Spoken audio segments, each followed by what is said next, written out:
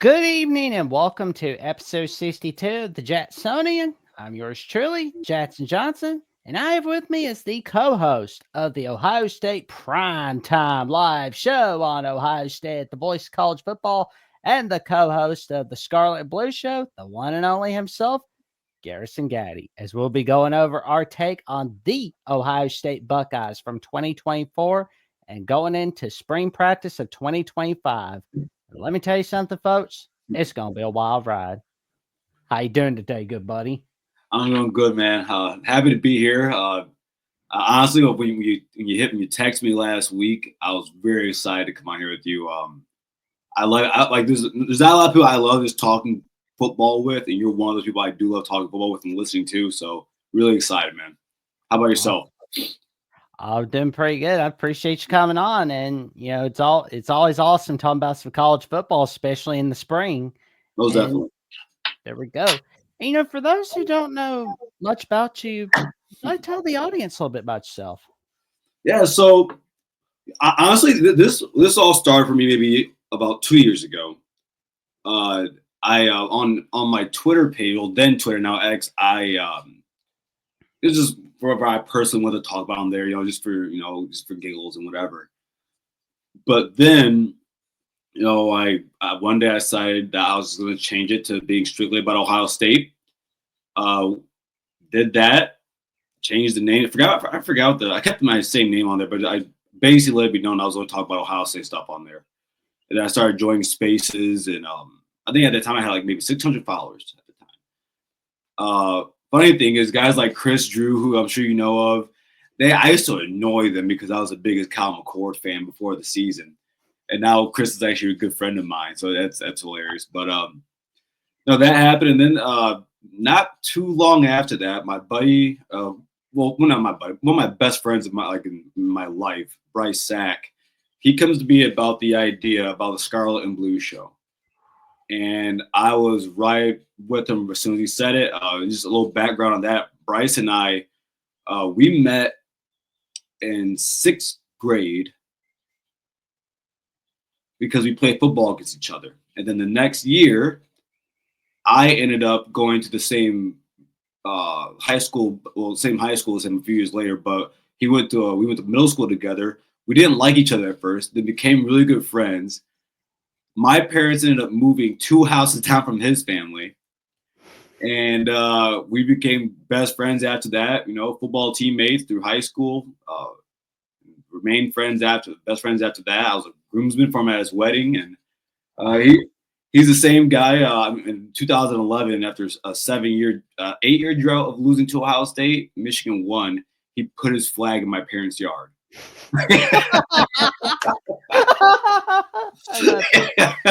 So it's I love him to death, but we ended up making the Scarlet and Blue show so that we could bring we went around and looked for it, and no one else had anything that was this niche. And so we decided to do that so we could bring our personal conversations to everyone else, as and I'm a Buckeye fan from the state of Michigan, so it's real fun for me because I can come at it from a much different angle than a lot of Ohio State fans can because I grew up around those people or these people, I guess. So about that, and and that led to me one day watching TJ and John's show, and I've been watching the Voice of College Football for some time now, probably since Mark started. Honestly, I've been watching for a very long time, and one day, TJ said something I just completely disagreed with, and I let him know about it, and some months later, he hit me up and asked me if I wanted to join the network. He told me, he said he thought about it, said that's the guy I want. I said, and so that happened. And honestly, it's one of the biggest honors. That's one of the honors I have in my life because this is a new space I'm in now, and just be able to join guys like TJ and you and John and everyone else and Mark Rogers, of course. It's fun, dude, and I really enjoy it. I love talking to you guys, and that's how I got here, everyone, with Ohio State Primetime. And yeah, and I'm here talking to the famous Jackson. So life's good. I'm not gonna lie to you. There we go. Well, because I remember when you and I were guests on the Big Ten team rivalry show Mhm. for week 2. Yeah. you and I guest starred together on there, and I thought to myself, somebody needs to give this Garrison guy a show of his own. And if they're not, they're missing out because he's got a wealth of knowledge on Ohio State football, Big Ten football, all of college football for that matter. I mean, this is my go-to for college football. Oh man, I appreciate that. I really do. Football has been like it's one of the biggest things in my life. Well, I think in third grade I didn't play because I was too scared to. I didn't. My dad took me to a practice. I didn't get out the car. The next season, I decided to play. This is where I began to love football. Ohio State in 2002 got a freshman running back by the name of Bruce Cloret. And it was his first year at Ohio State. And that same season, Ohio State goes on to win a national championship. I found out that season that I was pretty darn all good playing football. Played through high school, played a few years in college. But then when I left college, I ended up going to the Navy. So there's a long stint there, Jackson, of where I'm watching football, but I don't talk about it as much outside of my friends. I have a wealth of knowledge from playing the game for a long time. Just hearing, knowing the history of it, and to being able to talk about as much as I do now, and actually the cool part is that people actually want to listen. They actually care about what you have to think, and it's really cool to grow a community of people. We're trying to do with Ohio State Primetime as we do with the Voice College Football Network. It's not just us talking to you, it's not just you listening to us, but we're here to talk with you, agree or disagree with the community of people in our own fan base or other fan bases. Is the coolest thing. I think that what we do here at the network, man, it's much different than whatever everyone else does. So there we go. It's kind of like, and I'll use this analogy for those that watch you watch Phineas and Ferb, right? Well, yes. The guys that created it. Well, for years they got rejected by Nickelodeon, Cartoon Network, the WB Kids Network, crazy, Fox Kids, but they didn't sit and go, oh well, I'm gonna quit on this. I'm gonna throw the baby out with the bathwater. No, we're gonna work on it. We're gonna work on these little Hey Arnold shows, Rocko's Modern Life, and SpongeBob, and Family Guy, and it's funny though, when looking back at Povenmire when he was getting it pitched to Disney Channel, he's like, oh crap, they're gonna find out that I worked on Family Guy, but it turns out the executive was a humongous fan of Family Guy. So it's I am too.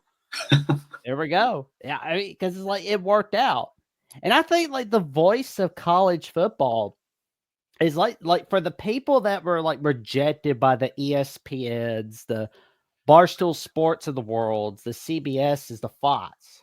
Mm-hmm. The voice of college football is for those people. And all those people at ESPN, they're going to regret it. They will regret it. No, I think that, with the huge, it's the growth of the network is probably going to go up more than almost half of it. So, with that, people are going to look for different opportunities. And I think that what we share here is much different than everyone else. We have a lot of people, that they're not even in that realm, but it's not every profession you can do this or as often, but, people know how to talk football. There's a lot of people who know how to talk football. Not everyone does, but it's not even just that, having the ability to interact with the people, and I think there's a lot of people that are, hey man, we got space for you. Just come. We got spots for you. Come check it out. Come on in. Come on in. There we go. Illinois football fans, come on in. Northwestern fans, come on in. Vanderbilt fans, come on in. Actually, who's on the Illinois show? Nate Coe. Nate Coe. Okay, I gotta. His last name is spelled Keough. All right, I gotta get in contact because I saw that they have a show today, correct? And I would love to get on his show and actually talk about the Illinois season because I actually have Illinois in my preseason rankings for records. I have Illinois finishing 4th in the Big Ten at 10-2, making the playoff. So, as just a football fan, I love this Illinois team. I love it. So, Man, Brett Bielema is doing a fantastic job at Illinois because it was like, the Josh Whitman has been a heck of an athletic director. Like the Mhm. fact they got Lovie Smith on in March 2016, and to be able to bounce back from the Lovie Smith era by getting Bielema, that's Yeah. humongous in of itself. I mean, a lot of schools should be gunning for Whitman as their athletic director. Why they aren't is beyond me. Everyone, this is exactly why I listen to Jackson. The simple fact that he knows the athletic director of the Illinois Illini, it's amazing. Yeah, I just never would have thought to know that guy was. But and Jackson is an SEC guy. But no, you're very right. In the same breath, Brett Bielema, I feel like people because of what happened at Arkansas, I feel like people forgot just how good of a coach he really is. And Brett Bielema, he is a victim of what a lot of other coaches went through during the Nick Saban era. Nick Saban got a lot of really good coaches fired in the SEC. He got a lot of really good coaches fired, and it's because a lot of these athletic directors had lofty expectations of their coach, not understanding what they were up against. Like at 3-4 years, if they don't beat Alabama or win a national championship like the way Nick Saban is doing, they got fired. And I think that Brett Bielema was a victim of that. But I love what he's doing over at Illinois. I mean, heck, he got one of Wisconsin's best defensive linemen to transfer over to Illinois for this upcoming season. You bring back their quarterback. So yeah, Illinois is. Yeah, okay. I'm done talking about Illinois. I'm a big fan. I really am. You're good, man. You are good to go, man. Like it's always good to talk about a little bit about everybody. Mhm. Because I mean, like Bielema, you're right. He was a victim of circumstance in Arkansas, Yeah.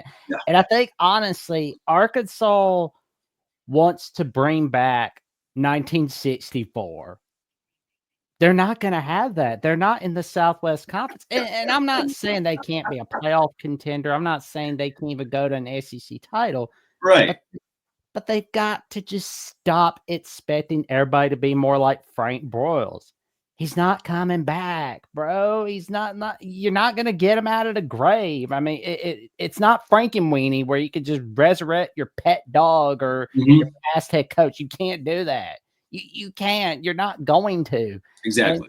it's just dumb firing Bielema after one bad year. I mean, that Chad Morris era was epic karma. Getting smacked off the face of the earth Yeah. by Western Kentucky, having Colorado State make a top 10 play on Sports Center against you. That was just karma in of itself. And the Pittman era, I mean, Sam Pittman's a pretty cool guy, He is. but I just think 2025 is his last season where he's just going to retire. I don't see him coaching longer than 2025 or 2026. And I think Arkansas needs to consider getting Rhett Lashley from SMU. I mean, you want to get a guy that's bringing SMU back to awesomeness.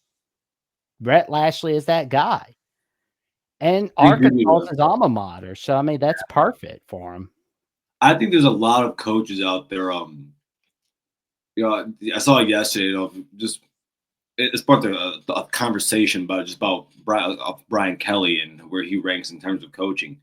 But I think there's a lot of coaches who have been coaching for a long time, and maybe they haven't had the success, at the success that Kalen DeBoer had at Washington.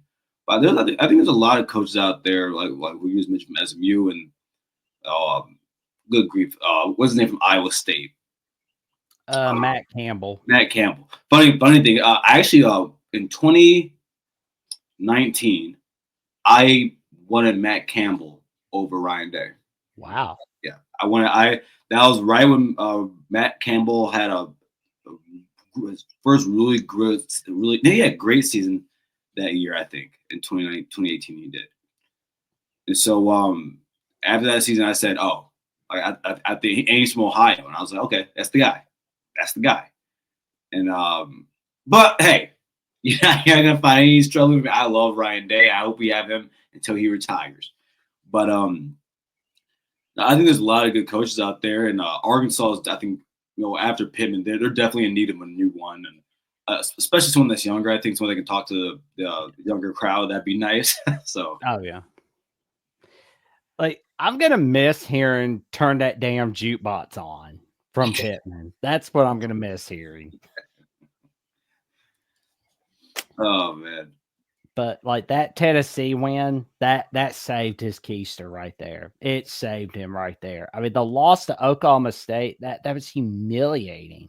How do you feel about one game winning or one game, or one win against a really good team saving a coach's job? How do you feel about that?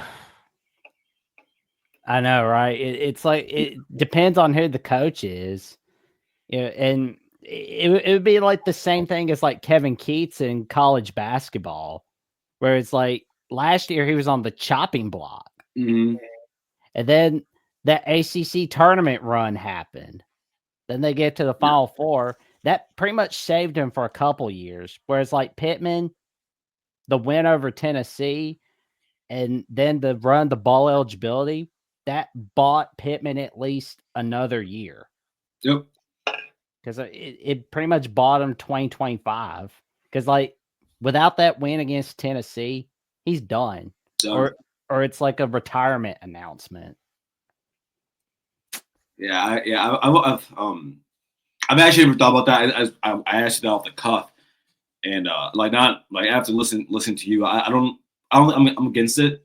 I don't think one game should ever, like, if you're having a 7-4 season, or a 75 season, or 8-4 season, 6-6.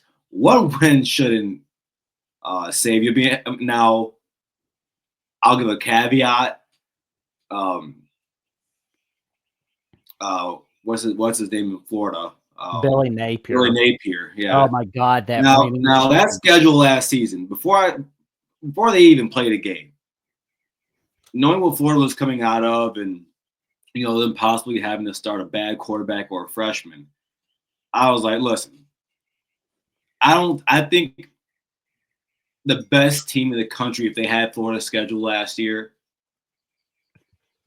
at the best you have to, at best you're going 10-2, at best. I thought that was the most insane schedule I've ever seen. I think Texas has one like that this season, or someone does. Maybe it's LSU. But who is it? LSU. Yeah. Oh, I like that. So Billy Napier gets a pass from me. He gets a pass. I thought that he had some pretty good wins last season. I thought to navigate his team through a quarterback change from going from a vet guy to a true freshman, a highly touted true freshman at that, but still going through a true freshman and still having some injuries, a young team, and going through the hardest schedule in college football and finishing that on top at the end of it. Yeah. Yeah. It's too bad Florida doesn't play Miami every year like they do Florida State. Because I mean, if it were me, if I have to lobby the Florida legislator, I will. If I gotta go down there, just be like, hey, can we make Florida State and Miami play each other no matter what happens in conference realignment? Pretty please, Governor. Pretty please, Governor. Talk to the state Congress, state Senate for me. I think. Do you think at some point, like say Miami, possibly not Miami, but I always wondered why Florida was in the SEC and why everyone else isn't. I know, right? I've always wondered that, but because I usually see. I mean, the Tallahassee. Yeah, that's northern Florida, right? I think so. Yeah, and I do kind of separate northern Florida from southern Florida. Yeah, I see northern Florida people more like your people in Alabama, and southern Florida Floridians are more like I've always called it Little Cuba, but I don't know. Oh man, but I'm just talking. like Florida State, I mean, it's like it's just been irritating all off Yeah. season, last off season, and again this off season. All we're hearing is they're going to leave the AC. I'm like, just shut up and leave already. Either leave the ACC, stay in the AC. We Mhm. don't care. We don't care. But Yeah. do us one solid. Find a way to keep Florida and Miami on your schedule. Mhm. Because Yeah, yeah, it's weird that they don't play each other. It really is. I know, right? Because it's like I know that Florida State in the 90s through 2003 was able to play Florida and Miami annually. Mhm. But I know nothing's going to happen to the Florida State rivalry because it's Yeah. literally state law for that game to happen. Oh, But it's state law? it's state law. Yeah, it's state law for Oh, man, you Florida. Southerners are different, Jackson. But then again, I wish that was state legislation in Ohio State. There we go. It is in the contract that for Ohio State coaches that they do beat Michigan. It is in their contract. Wow. Yeah. Yeah. And I'll be honest though, Yeah. where for Ryan Day, yeah, I would love for the state of Florida to have Florida State Miami and Florida Miami to Mhm. add that to the list of state laws, and all three of those schools have to play Central Florida at least twice a decade. There we go. I think you figured it out for legislation right there. There You we might as go. well go be a politician in Florida. I'll just be like, oh, I'm gonna get this game legislated, and okay, I'm done. I'm done. I'm going back to my little house. Just before we move on here, just like 'cause I had to look at it again. This was Florida's schedule last year. Hmm. They played Miami, Texas A&M, Tennessee, Kentucky, who was actually pretty good last season. Georgia, Texas, LSU, Ole Miss.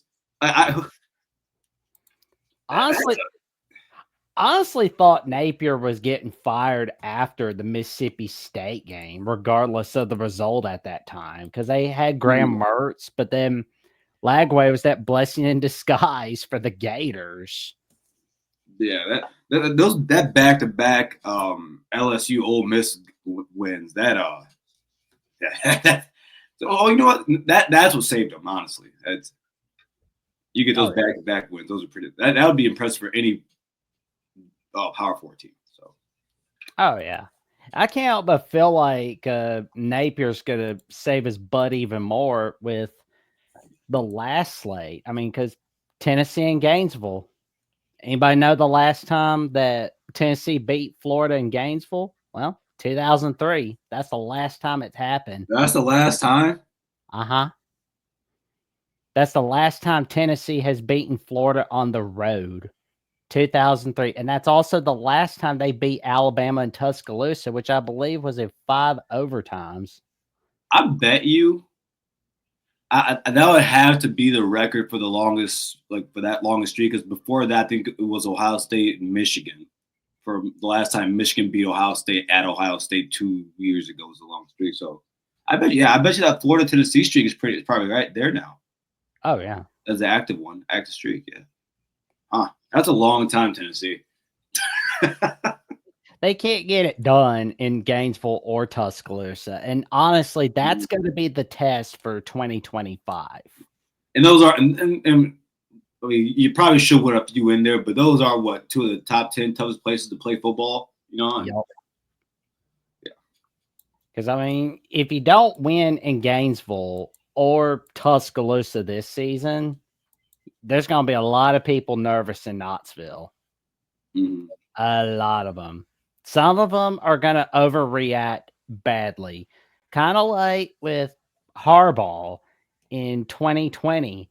And there were some of the Ohio State fan base just throwing the baby out with the bathwater on Ryan Day. And this was something I've said on multiple call-ins on The Voice of College Football, that I will go as far as to compare like Ryan Day as the Ara Parsegian from Notre Dame from 64 to 1974. because like Eric Parsegian, I love you, Jackson. Yes. great coach. No, let me hear it. Hit me with this knowledge. I'm listening. Well, Eric Parsegian, he had a great record at Notre Dame, but he had a humongous losing record against USC. Air Parsegian. 1966 and 1973 were two of the three wins against USC, and those were the years that Notre Dame won it all. 1965 was the only time that Notre Dame did not beat USC, but didn't result in a national championship for the Fighting Irish. And a lot of people tend to forget about that losing record, which that's blessed in disguise. And I think like it's a good thing that the 12-team playoff has happened for Ohio State because it's like some people, they're going to forget about Ryan Day's losing record against Michigan because, I mean, you got the Natty for 2024. Mm-hmm. And, yeah, I mean, you lost to Michigan, but it was a blessing in disguise. It was the wake-up call that the Buckeyes needed. We saw it against Tennessee. And then we saw it against the Oregon Ducks. Smacked off the face of the earth at the granddaddy of them all. Mm-hmm. Jack Sawyer forcing that fumble on Texas. That's smacking Notre Dame. I mean, that was huge. It was I'll tell you what, in terms of just one of my favorite teams of all time in terms of Ohio State, they're up there with the for me it'd be them or the 2002 team as my favorite team of all time. And it's because the way this team did it wasn't always the prettiest. Like this 2002 was probably one of the ugliest Ohio State teams of all time. 13-0. Everyone, if you're younger, go look at some of those. You don't even have to watch the game tapes. Just Google that team, look at the scores to those games. You'll sit here and wonder to yourself, how did they beat Miami? I don't know. But truth be told, that Miami team, if that Miami team was in today's football era, they would still be a top 5, top 10 team. So while that Ohio State team, I don't know. I don't know if they would be. But I thought that this 2024 team had a lot of leadership. It, a lot of those guys in that team have been there for a long time. Before the season, everyone kept saying to me, "Well, is this team battle tested?" I said, "I don't care to talk about this team this exact 2024 team is battle tested. The guys in this team have lost in every single one, most outside of maybe the Oregon loss in 2021, which is still a pretty big loss because it happened at Ohio State, and that was the first time Oregon had ever beaten Ohio State. Dude, this team they've been through hell. I mean, for 3 years, and most of 2024, everyone had negative things to say about the guys in this team. These guys they lost that Georgia game. Now going into that game, Jackson, not a lot of people thought Ohio State was going to win or be in the game. Hell, I went out there that was before Scarlet Blue Show came out. I was on the phone with friends saying they better not embarrass me on national television. That's how I felt about Ohio State at the time. And so, these guys on the team, and you have Jag and JTT. Guys don't know if they're actually as good as they were supposed to be. Jag Sawyer and JTT were both top 5 recruits coming out of high school in the nation. Funny thing is, Jackson, do you remember who the number 1 defensive end in that class was? Ooh, I'm curious. Let's hear it. It was Corey. Went to USC. Corey Foreman. Corey Foreman was the number 1 player in college football that season, and the number 1 defensive end. Jack Sawyer was number 2 in the country and at defensive end. JDT was number 4, number 5 in the overall, but number 3 defensive end. But I always found it funny that everyone had a lot to say about JTT and Jack Sawyer, but they never talked about Corey Foreman. I'm just talking a little bit of hypocrisy, everyone. But you have that. You got Will Howard coming from Kansas State, and everyone was wondering if he could even do it. And I said, well, everybody, like, listen, Kansas State is a good program, respectable program, what that I respect. One that I don't believe you can talk about college football without bringing up the history of college football without bringing up Kansas State. But I would have be joking saying, compared to what he has at Ohio State, he was playing with paper clips, lint, and yarn at Kansas State compared to what he has at Ohio State. So I was like, he's gonna play good. Then I think that he was gonna make a jump from 60% throwing percentage to 73. No, that was not in the cards. But the way this team came together and the way that Ryan Day led them, I'm happy. I'm happy he's here. I was one of those guys, Jackson, just like you, that didn't understand why everyone wanted him gone, but he's here and he's here to stay. He's here to stay. Well, and there's another comparison that I made for Ryan Day besides Eric Parsegian, Dabo Swinney. There again, losing record against his rival when Steve Spurrier was coaching at South Carolina. The only 2 wins Clemson got against South Carolina when Steve Spurrier was coaching, 2008, 11 a.m. on ESPN2, November 29th, and in 2014, November 29th on ESPN, Clemson got that huge win. But from 2009 to 2013, 5-game losing streak. Yeah.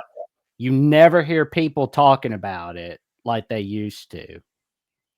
And why talk about it? Who cares? Like Dabo Swinney, as much as he may annoy me sometimes, that guy is one of the greatest coaches ever coached in football. Like, and as long as the sport's been since 1860s, as long as the sport's been going on, Jackson, this guy has an argument to say, hey, I'm one of the top 10 coaches ever coached this game. There we go.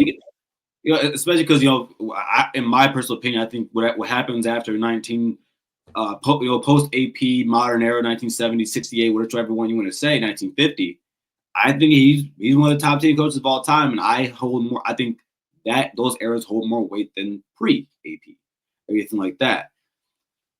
No one cares about those bad seasons at Clemson. No. Mind you, everyone, this year, Clemson, they're going to be really good. They're going to be really good. They have a chance to win a national championship this upcoming season. I think they do. So, no, man, the hate that sometimes that we give coaches, and even guys like, I was talking about this yesterday, guys like Brian Kelly, guys that they win. You may not like him. You may not like his fake Southern accent, but when he was coaching at Notre Dame, I didn't see Notre Dame as one of the top programs in the country. But now he put them back on the map. He did. What did Kelly get the 1 or 2 national championships? 1. He got national titles in the FCS, but no, but Jackson, I'm gonna get there. Well, but at Notre Dame, he got the 1 or 2 national championships. He got them playing for 1 national title, but that's it. Yeah, and they got smoked. And it's okay. Yep. But as you were saying, before that, Cincinnati brought them back to prominence. Central Michigan brought them back to prominence. And then, like you said, Jackson, I just happened to be having this shirt on. When my guy was at Grand Valley State, the greatest D2 program of all time over here in West Michigan where I live, go Lakers. I think there's a lot of guys that don't get the credit they should get. And I think Ryan Day, as time goes forward, Ryan Day still has never had a single digit winning season. Everything has been 10 wins plus. Been to 2 national titles now. 2 national titles now. 2 national titles. One of them. So now you're 1-5 in playoff and championship games. That's pretty impressive. 50%. And then I think does he have more playoff wins or the same now as wins and losses now? Well, let's see. They lost in 2019 against Clemson. They beat Clemson in the 2020 season, lost in the Natty. So 1 and And 2. yep, there's 3 playoff wins from 2024. Yep. You said the Georgia lost. No, the Georgia Yeah, lost. Georgia lost 2022. And that's it. Mhm. There we go. Yeah, I mean, Ryan Day's got yeah, good you know, one of the highest win percentages in college football history. You know, if Ryan Day had a better record against Michigan, I think the way we talked about him would be much different. Oh. It's a good thing we're not in the 2-team era in this day and age. Oh yeah, Because yeah, I like agree. Ryan Day would be screwed He in would that. be. He Yeah. would be. I tell people all the time, you know, what Michigan did with Jim Harbaugh would not happen at Ohio State. But now, like everyone says, like, "Whoa, Ryan Day hasn't beaten Michigan, doesn't beat Michigan." Well, hey, he did. He beat Michigan 56-27 one time. He did that. Mhm. But it'd be what? But I don't think Ohio State would allow a coach to start 0-5. Mm-mm. That would never happen. Let alone like if we didn't know that that Ryan Day was just scratching the surface, or he was just right there. You know, a lot of people, if you remember Jackson, a year or so ago, everyone got on Ryan Day about his comments about saying, you know, we've been a few plays here and a few plays there. Well, you know, that's the truth. That's the truth. I mean, even you look in 2023 when the loss against Michigan in the year that Michigan wins the national championship. You know, we lost that game 23-20, or was it 26 23? One of those. I don't know if we lost the game by what score, about 6 points. 26-20, I think. Yep. 26-20. Yeah, 26-20. I mean, we had a interception to start the game that went to the 2-yard line, and then an interception to end the game. We weren't that far away. And so, you know, and you look at the Georgia game, and now, even though a lot of people always say, oh, Marvin Harrison was still that game, we win, people got to remember, Georgia missed 2 field goals in that game, still won. So, you know, but there we were a missed field goal away from going. That was a national championship in our hand. It really was. And if we did that, Jackson, just how I feel this year, you know, Michigan fans don't like hearing this. It's not to say that I don't care about the rivalry, but if Ohio State had won that season the same way they did this year, I wouldn't give a damn about that Michigan loss. Well, and I remember like 2017 where Alabama won it all. We lost to Auburn, although I'll be honest with you, I actually wanted to see Auburn beat Georgia in the SEC title game so that we could have a chance to see an Alabama-Auburn national title where we get revenge against them, or maybe play them in the playoffs. Like that would have been cool to happen, honestly. And like 1965, where Alabama won the national title, we lost to Georgia by a hook and ladder where a guy looked like he was down on his knees, but he did a little lateral. But then they went for the 2-point conversion. Boom!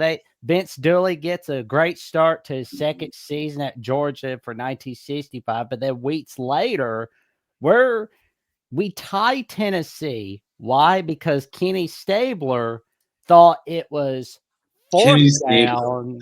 He thought it was third down instead of fourth down. He's just throwing that ball out of bounds. And Bear Bryant, bro, was so mad that he kicked the locker room door off its hinges. And then the sheriff comes out and goes, "Who kicked the locker room door down?" Bear Bryant goes, "It was me." Oh, never mind. I'll tell you, those old school coaches, man, they were built different. They were. I'm gonna show you know about like I don't think any coach would dare do this or they had the guts to say this out.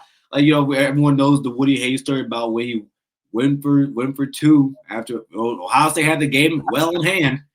And they asked him why he went for 2. He said, "Well, it wouldn't let me go for 3." I just, you know, you know, that era of football, you know, like just, you know, that the beginning of the first 20, 30 years of post AP, and those coaches, man. I mean, you got Woody Hayes out here punching players. Like, oh yeah, and he was like punching cameraman. He's like, nope, nobody's safe from him. He's like, ah. Yeah, Jack, you're gonna laugh at this. I always say, you know, I don't know what Ryan Day is going to do, but if you're the coach at Ohio State, you can't just win a lot and just go away in peace.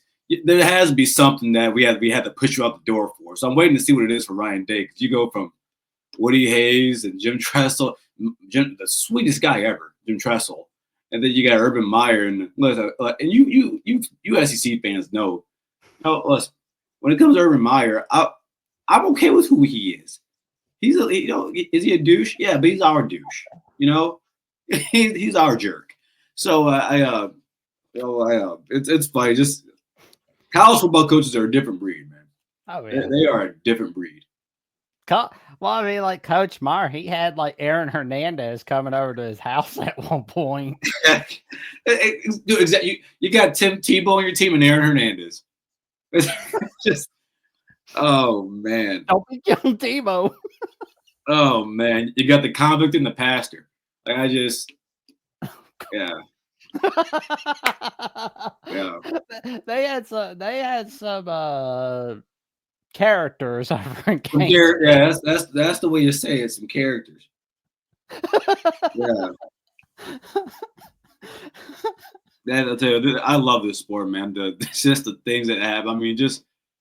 I look back on. Did you see that photo of Jeremiah Smith signing signatures at the tattoo parlor in Columbus? Oh wow! And I just, as soon as I saw that, and every Buckeye fan had the same reaction. And if I'm one of those guys that played for Jim Tressel in that era, I'm swinging at the air. I'm just, I got suspended or kicked, because I was doing the same thing, and it's like you're signing your own memorabilia. Like it's like mm-hmm. I believe the horse dung at 13 years old. Where it's like, wait a minute, that's a leak, because it's like all the news headlines. Because it was like I was a dumb 13-year-old, but now it's like as I've gotten, it's like, wait a minute. Well, I sound like they were on a killing spree. Yeah, no, dude, it was like, so when that happened, was that's 2006. Mm-hmm. Yeah, I'm 13 at the time. Yeah, I'm 13, 14, 15 at the time, and I did some digging, and I'm wondering to myself, why is did you know that back then, even when you your championship rings, technically the NCAA still owned your ring. Jeez. So that was why they got in trouble. So because they didn't get their 10%. Yeah, so I was like, those are things like that I did not know or understand. I was like, what? Like, I thought that's your ring, that's your championship. But then you think about it, it makes sense why they can pull your championship from you. I mean, we talked about SMU earlier. Perfect example. They took your whole program. So I get it. If they can take your whole program, it makes sense they can take a ring from you. But nobody likes the NCAA for a reason and stuff like that. Jackson, if you ever wanted to have a fun show to just bash the NCAA, contact my friend Bryce Sack. He would join you and just completely crush NCAA for a complete hour. Oh, there we go. He's and of course, him being a Michigan fan just adds on to the fire. So. Oh man, we'll definitely have to get his number in the private chat. Like, and just be like, "Hey, Bryce, what's up, man? Come on in for a chat time. We can trash the NCAA together, man." Oh man. Oh man, but yeah, that 2024 season, that was huge. Mm-hmm. And now we got 2025. Spring practice is near. For those that are like wanting to learn a little more about the Ohio State Buckeyes, what are the position battles to look out for 2025? Well, you got to start out with the most important position in any sport there is, quarterback. We talk about Julian Sand. Julian Sand, who most of us believe is going to be the guy this coming season. True, I think he's a redshirt freshman. No, he's not a sophomore. He's a redshirt freshman. Showed a few games last season. Smaller guy, about 6'1", 200 pounds, 205 pounds. But that guy's arm is live. I liken him to the type of passers that Aaron Rodgers is, a Matthew Stafford at Georgia, a a Patrick Mahomes type of guy. Where it's not that I'm saying that he's who those guys are, but those are guys that are going to throw that ball from a lot of different angles. You think back when guys like Matthew Stafford were at Georgia, then he came into the NFL for the Lions. A lot of people, like what people were trying to harp on with Matthew Stafford back then was that he doesn't have control of his arm because he likes to just try too many different things. Whereas now, if you go to what football is today, that's the norm. And so, or at least you try to find those type of guys, right? And so I do like that out of him. Got a lot of praise for some guys like Denzel Burke at the NFL Combine the other day. Talked about him being the guy. Lathan Ransom saying the same thing about him. So clearly, for him leading the scout team and getting some, because he was the third guy last year behind Devin Brown. They trust him. Then you talk about Lincoln Kienholz, who I think is right. Lincoln Kienholz was a project guy. Okay, the South Dakota Heisman. Really good athlete. In high school, one of the best recruits to ever come out of the state. High 4-star guy. Top 15 quarterback out in his class. 6'3", 200 some, about a little bit bigger than Sanders out of his height, about 210 pounds. In high school, batted .500, averaged like 18 points per game and like 8 rebounds. Really good athlete. Once saw a video of him in his Vans, like his shoes, doing a dunk and from like flat footed. Like he's a really good athlete. The question is, Lincoln can't throw the ball. Now, the last time Lincoln didn't play last year. He didn't throw any passes, but the last time we saw him was the Missouri game. You kind of got to throw that game in the trash or throw that tape in the trash. Kyle McCord leaves. Devin Brown's the guy. Devin Brown gets hurt in the first quarter, I believe. At no point did Lincoln Kienholz think his freshman season that he was going to be playing football at Ohio State, let alone in a BCS game. So does that, doesn't play well. But he's had some time to develop. He's gotten bigger. I've posed this question to a lot of guys, like, hey, if Lincoln was 85, if he's 85% of the passer that Julian Sand is, do you start him? Because if you're expecting Julian to throw the ball around 71 completion percentage wise, 69, let's say 69 to 71. If you told me Lincoln Kienholz is throwing 67, 68, I'll take it. So there's that. Then lastly, I'll be short here. Just Tavian St. Clair, true freshman, 6'3", 6'4", 230 pounds. He's a grown man as a freshman. Out of the state of Ohio, so he's going to be the future. He is going to be the guy that's going to lead this team probably 2 years, maybe next year actually, depending on what Julian Sand's season looks like that's upcoming if he starts. But he's going to get some reps.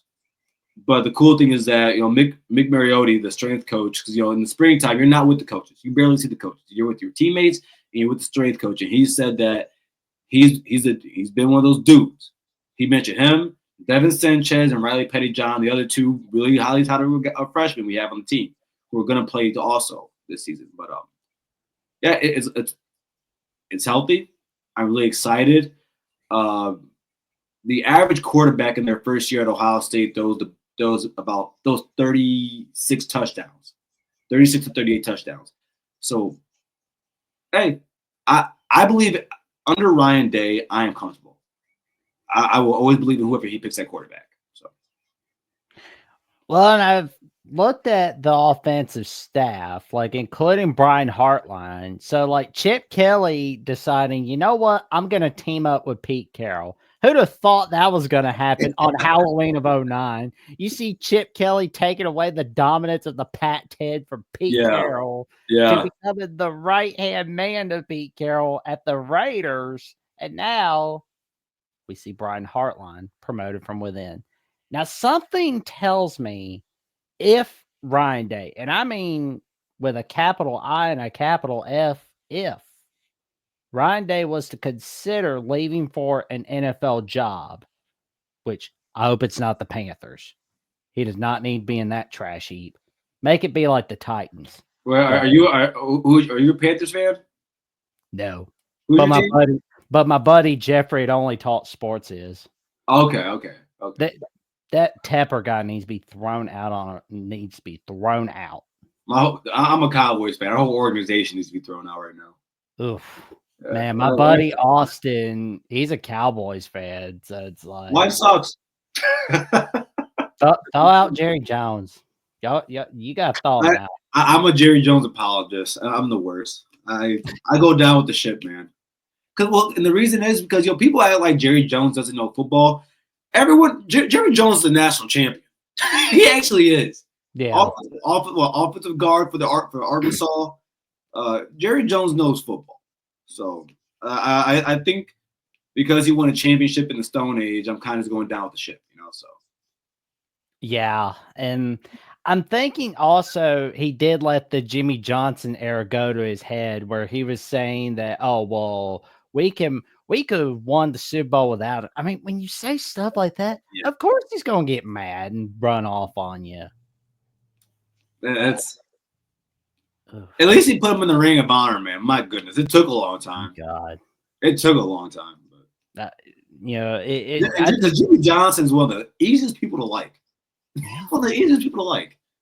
So, because I mean, the U was winning because like Howard Schnellenberger got the U started, and then Jimmy Johnson continued the dominance of the U, and then he's winning at the Cowboys. Although it was too bad that he and Dan Marino couldn't get that ring together.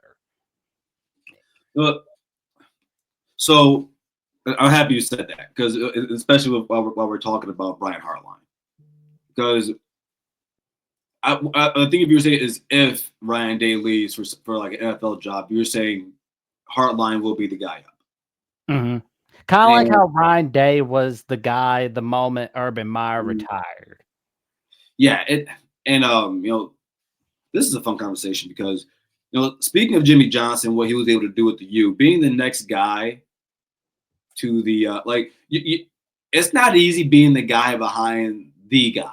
Like it can't, even though actually one day me and you can, not today, we got to talk about Kalen DeBoer, because I have a lot of questions about him. A lot of questions about him. But it's not easy being him after Nick Saban. And in the same breath, for Ryan Day, it was not easy being the guy after Urban Meyer. The guy that just went undefeated against Michigan, won a national championship, did all those things. And so if Ryan Day were to leave, I was really happy with the promotion that we gave Brian Hartline, BH, because 2 years ago you made him the co-offensive coordinator, and then clearly you took it from him. Like you didn't, or that took it from him. But I think a misconception for a lot of people is that when someone is the co-offensive coordinator, people think they are calling plays.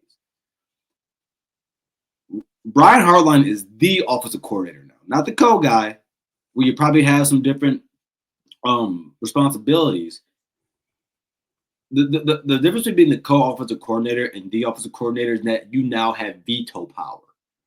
And I think that is what Ryan Day is giving him. I think Ryan Day is he's in a mode now where he gave a lot of promotions this offseason.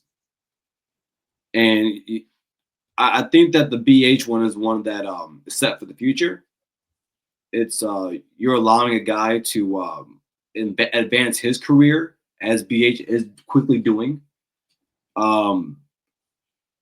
I think I trust Brian Hartline to call the plays. If there were a game that he didn't call, I think it's the Texas game. Because after that, you have a chance to beat up on some teams and get in the rhythm. But the Texas game also was a game where it's probably good for Brian Hartline, because off the jump you're playing championship caliber right there. You're coaching against championship caliber. Steve Sarkisian is a championship caliber play caller and head coach. So, or we think he can be a championship caliber. So, I'm happy for BH.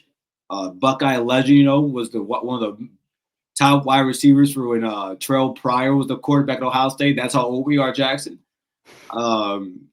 So, yeah, it's well deserved, and I think that it's going to be a challenge with the new quarterback. And then you also bring in a new offensive line coach, Tyler Bowen, out of Virginia Tech. I trust him. Well, I've got a good feeling he's got great days ahead of him in Columbus. Mhm. I'm looking forward to seeing what Hartline can bring as offense coordinator, which I'll be real with you. I could see top 10 offenses with this guy.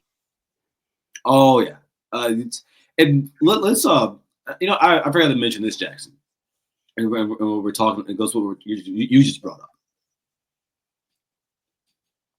He is the coach of not only the best position room in college football. He is the coach of the best player in college football. and I gotta think, being under Ryan Day, who's one of the best passing offensive play callers in college football, and then spending a year under Chip Kelly, who's one of the most um, innovative guys in college football history. You got to learn some things. And I think that BH, you're going to get a chance to look. You always had a chance to look at at Ryan Day's scheme, how he runs his scheme. Because also people forget this. It's not so much about the plays you call as a quarterback. It's about the cadence in which you do them. Like all season we're running reverses all season. We ran JJ on reverses all season. You come up in the Notre Dame game, Jackson. What do we do on the first touchdown? We pull out a play that Alabama ran on us with Devontae Smith in the 2020 National Championship, where he fakes the reverse and bounces back out for the pass, for the swing pass. We run that. It's the cadence of what you call things and knowing when to bring it out. And so I think we're going to have a chance to deal with Brian Hartline. I think Jeremiah Smith is going to go crazy this season. I think that when you have a guy like Brian Hartline at the position he's at, and you have guys like Ryan, if Ryan Day can pass the ball, he's going to do it all game. If he knows he can do it, he's going to do it. So it's going to be. I think we'll be a top 10 offense this season. It'll be hard not to. Oh yeah, especially with the other additions. We bring in Phillip Daniels out of the portal, and Ethan Anianwa out of the portal from Rice, two of the top offensive tackles in the transfer portal. You bring back the playoff interior offensive line. Mind you, people forget this. Carson Hensman, when he came in for Seth McLaughlin, thank you for letting us have him, Alabama. We appreciate you, Jackson. Don't let him go to LSU. Hey, it's funny, I love Seth McLaughlin because a lot of people had a lot to say about him from the 20. He had a tough 2023 season, but you come out of that into being literally the best center in college football the next season. Got winning the Remington, so shout out to him. But we bring back that interior guy, Luke Montgomery, who I have been a fan of since he came to Ohio State. Ohio kid, top 10 offensive lineman coming out of high school. And then, but Carson Hensman started the whole 2023 season at center. People forget that. They went to guard last year. And then you're talking about Tegra Teshoba. Now, I call him big for nothing, but listen, you got to get better in year 2, right? So now, I think that Brian Hartline has a lot to work with here. Yeah. It's going to be great days ahead for the Ohio State offense. I keep wondering about the defense because, like Knowles leaves Ohio State for Penn State. Now, Penn State, I think they're hoping that they can beat Ohio State. I don't think they can, but I'm saying no, because it's like Penn State, they can't get done against the Buckeyes, but what they're hoping is something like the 2024 season where even though Ohio State did beat their rival, they can still win it all. Yeah. I think Penn State's looking for that. And obviously they got that easy non-con schedule, which I get on to a lot of blue blood teams for that, including my own. But when it's like when it's like a Wake Forest, it's like, you get a pass. Oh, and you got to love with a week 11 in the SEC. Boy, tough football. You're gonna some good football. You're gonna see week 11 in the SEC. I heard those morons on SEC Network like calling the Alabama Mercer game. Like they're not even talking about the game itself. They're sitting there like those morons were like, "Oh well, if you're in the SEC title game, you should not be left out of the playoffs. I mean, like, whoa. Why are you bringing that up? It's a Mhm. freaking Mercer game. Yeah. You think Oh nobody's my going to pay gosh. attention? You If, think if you're if you're bringing out blowout material in the first half, first Oh, 5 minutes of the game, like, it's just this was like in the fourth quarter of the game. Like this guy was like bringing it up. He's just oh my gosh. it's like, did you think nobody was paying attention?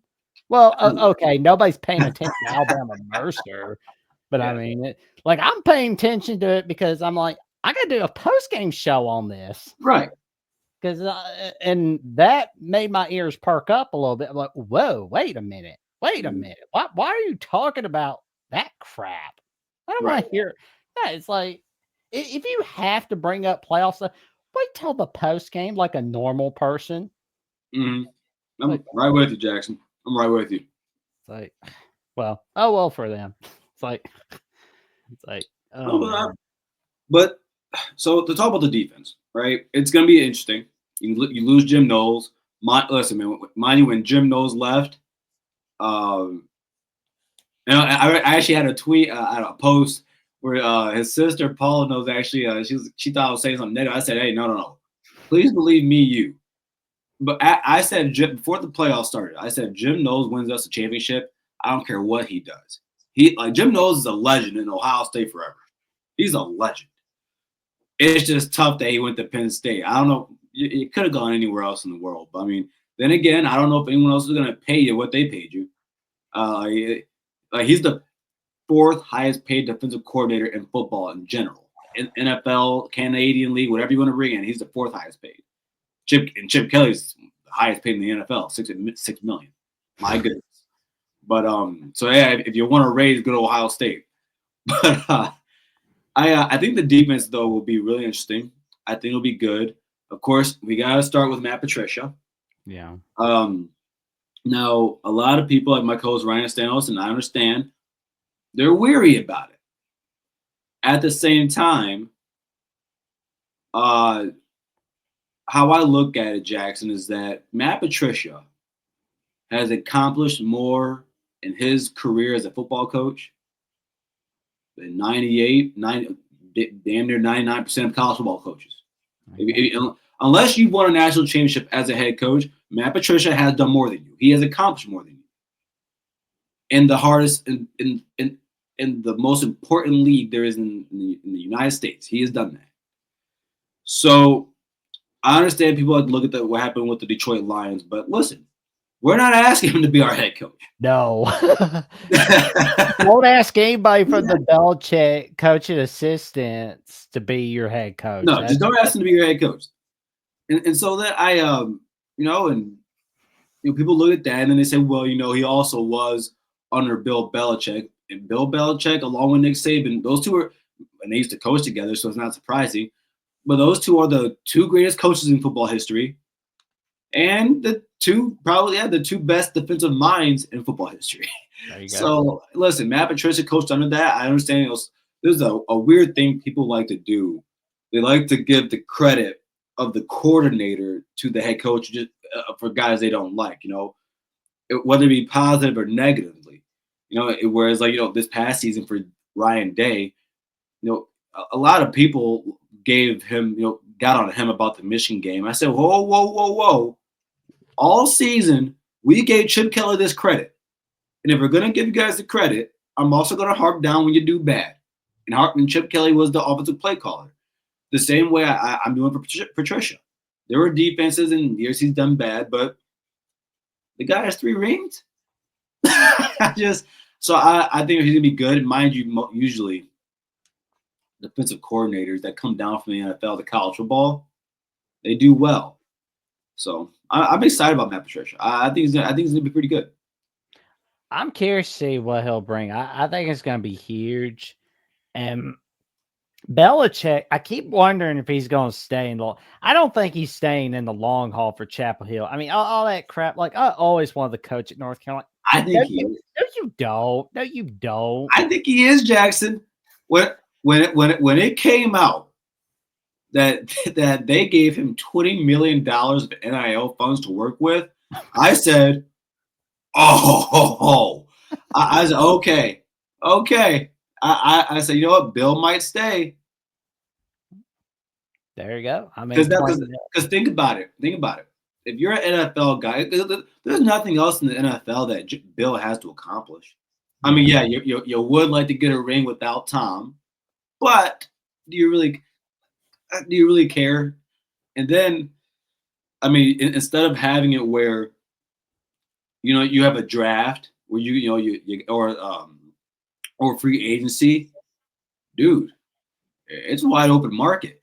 Every year you get to add on 20 to 25 players on your team, and then you got money you can work with. I don't. He's got an attractive girlfriend helping him out. And that's the last point right there. You got the golden ticket. What 18-year-old doesn't want to be around your wife? Exactly. Like the 18-year-olds, they're gonna be coming out of the garbage cans like alley cats, like Tom and Jerry, where they're like, woo!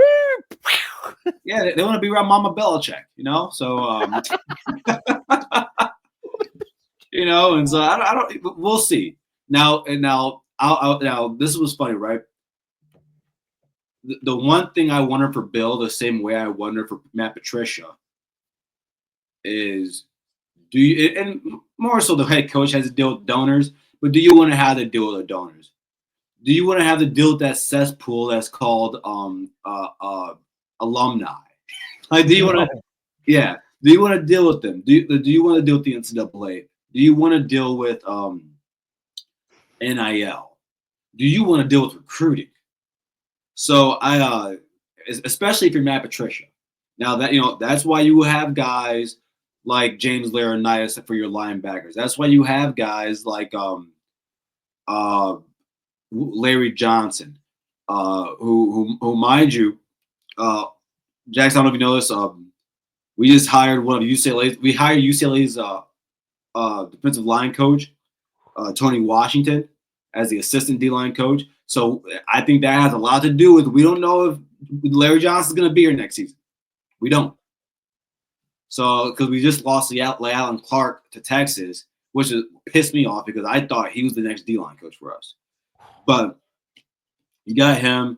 You got Coach O.G. Wall for the secondary, who's probably the best secondary coach the recruiter right now. So, I don't know. Maybe Matt Patricia doesn't have to go out there and recruit, but eventually you have to, right? So, a lot of questions there, but we'll see. We'll see. Oh, yeah. It's gonna be fun seeing Belichick coaching though, because it's like Labor Day. Yeah. I am plopping down watching North Carolina TCU on Labor Day, and Labor Day looks sloppy. But the lesson that we've learned is anytime a week or a day looks sloppy, that means upsets or big moments are coming. Yes. Christmas Eve, Hawaii Bowl, the only sporting event for that matter. Bunch of overtime. Yep. So it's like, don't ever think to yourself, oh, this is going to be boring. It's like, if it looks boring, that means big moments are coming. Watch it. Go watch it. Watch it. There we go. That's what people have to learn. And, that 2025 schedule I keep looking at for Ohio State, there it is, the semifinal rematch. Yeah, it's a cool thing, Jackson. This is the 1, 2, 3. This will be the 5th time we've played Texas since 2000 or since 2005. Yeah. Yep. So that's a lot. That's actually a lot. But and this will be the 3rd time that we've scheduled them. Yeah. Or not 3rd time, but a 3rd scheduled game since that time. So it's gonna be really interesting. You look at that Texas game. I think that's a game where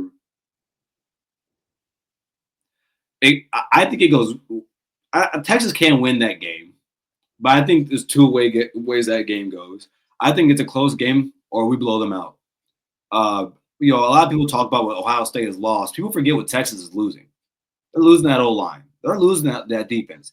Now, I mean, I could talk about this, but I mean, yeah, like we lose some guys on defense, but at every single level of our defense, we bring back some key guys. I think on the defensive line, you bring back Kenyatta Jackson Jr. and Caden Curry on the edges. Caden Curry is a senior this season, actually. He's a really good player. Then you also have Edric Houston, who played a lot last season as a true freshman, one of the highly talented guys coming out of high school the season before. At the linebacker spot, you bring back Sonny Styles, who last year was his first year playing linebacker, so you got to assume he's going to be really good this season. Then in the secondary, you're bringing back Igmanosin. And then, I mean, we talked about Jeremiah. You're probably bringing back the second best player in college football, Caleb Downs. So it's I think that's going to help us in that game against Texas. But I think it's going to be a fun one to watch. It's going to be one of the games, Jackson, early season, you got to watch it. You got Texas coming to the shoe. ESPN, NBC. If there is any way, hell, Peacock, if there is any way that you can take this game and keep it away from FS1 and put in that game at noon, please, for the love of God, do it. This is a game that has no business being at noon. This is SEC, Big Ten, Texas, Ohio. Let Brad Nessler on CBS call it 2:30. Oh man, like if this game is on CBS, and I if it's at 3:30, I'll take that. 3:30 on CBS, I'll take that. That would be you hear that CBS music go off. Oh, there we go. So I would, and Nessler, you guys wear your old school jackets, those really cool jackets you guys wore for the was that the what game was that? Illinois. There was a game they called last year in the Big Ten. That was and the teams were it was Illinois and someone else. They wore the old school jerseys. Was it Michigan?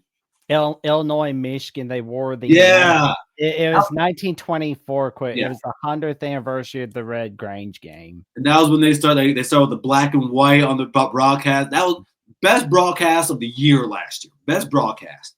But yeah, I'm really excited. And then you look down. You have Grambling State, Ohio, bye week, and then you get into the Big Ten season. I think that's very important that we get that bye week before going to Washington. Of course, so far we've noticed in the first season with the Pac-12 joining the Big Ten is that going to coast is not easy, everybody. No. So it's not easy at all. So you got that. Well, little side note on Ohio State, Washington. People tend to forget that this was actually a home and home matchup for 2024-2025. Henceforth, why Ohio State had that really easy peasy non-conference schedule 2024, because like the home and home got nits on account of the fact Washington was in the works of announcing that they were joining the Big Ten. That was also why we saw the Michigan UCLA home and home series get taken away for 2022-2023 because UCLA was like, oh, we're going to join the Big Ten. So you can nits that little home and home series if you like. And and I'm happy. It is what it is. But you come out with Texas this season. My goodness. But at least that Texas game's at home. But I think going at Washington is easy. And then you look at that Minnesota game, and I had Minnesota. Oh man, I think I had Minnesota finishing 9-3 this upcoming season. Oh wow! I think that's going to be a really good team. Very, very veteran team. Well, they do have Cal on their non-con schedule, so that does make sense. Yeah, and that's gonna be a cool game to watch. That's gonna be a game. Devin Brown will be more than likely starting for the Cal Bears this season, so that'll be a fun watch. I think for Buckeye fans. At Illinois, at Wisconsin, that's a fun 2-game stretch right there, a away stretch right there. I think Illinois, of course, like I said, I have Illinois going to the playoff next season. Oh, that'd be cool if we saw that. And even though the last few times Illinois has beaten Ohio State, it's all been at Columbus. The last time Illinois beat Ohio State in Champaign, Illinois was in 1991, several weeks after Rugrats and Ren and Stimpy started on Nickelodeon. Yeah. And then you could never forget that game in Columbus. In the shoe with Juice Williams. Oof. That was I love that. How funny would it be if Brad Nessler was calling that game like he did in 2007? Oh man, I would love it. I would love it. I look back at that game, Jackson. I still don't. And I think that Illinois team wasn't bad. At wide receiver, they had was Arrhenius Williams, Ooh. and then at running back, they had